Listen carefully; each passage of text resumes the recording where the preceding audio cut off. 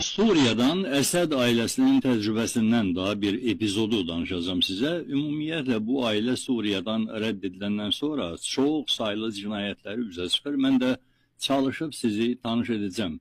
Dinleyin, müqayisə edin özünüz üçün.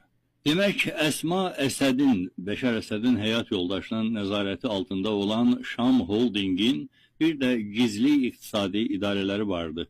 Bu idareler müxtəlif sahələr üzrə nazirliklərə, o cümlədən vergilərə də əlbəttə təlimatlar hazırlayırdılar. Holdingin inhisara aldığı mal və məhsulların satışı üzərinə yüksək vergilər qoymaq da bunların bir aləti idi. Şam şəhərindəki ticarətçilər, mağaza sahibləri bunu nəyə görəsə kollektiv vergilər adlandırırdılar. Görünür ona görə ki bu vergilər Şam Holdingə dəxli olmayan hamıya qarşı həm də buket şəklində tətbiq edilirmiş.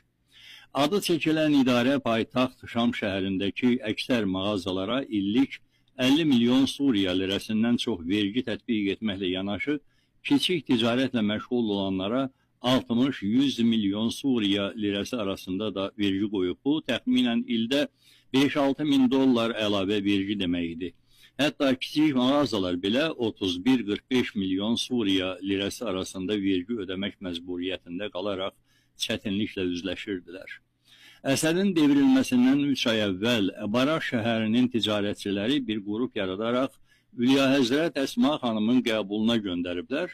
Qəbul Əsma Əsədin rəhbərlik etdiyi Suriyanın İnkişafı Fondunun binasında olub. Onları əlbəttə birinci xanımın özü yox, aparat rəhbəri qəbul edib. Onlar tətbiq edilən bütün vergiləri mümkün qədər tez ödəməklə bağlı təhdid aldıqlarını bildiriblər. Vergilərin vaxtında ödənməməsi halında cərimələrin tətbiq olunacağı da vəd edilib. Ticarətçilər bildirirlər ki, fondun tətbiq etdiyi bu vergilər paralel idi. Yəni, eyni zamanda Maliyyə Nazirliyi də ticarətlə məşğul olanlardan oxşar vergiləri ödəməyi tələb edirdi. Bəs bu gizli idarə neymiş? Financial Times'ın məlumatına görə gizli idarə Əsma Əsədin rəhbərlik etdiyi kiçik bir şuradan ibarət olaraq fəaliyyət göstərib.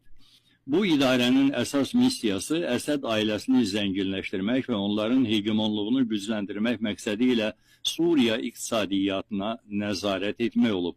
Qəzet bu şuranın 6 daimi üzvünün adlarını da açıqlayıb. Faris Kelas, Lina Kenayi, Dana Beşkur, Lona Şibil, Sidar El-Tahir və Yessar İbrahim. Financial Times qəzeti 18 nəfərlə, o cümlədən iş adamları, şirkət rəhbərləri, humanitar təşkilatların işçiləri və Dəməşqdəki dövlət qurumlarının keçmiş məmurları ilə müsahibə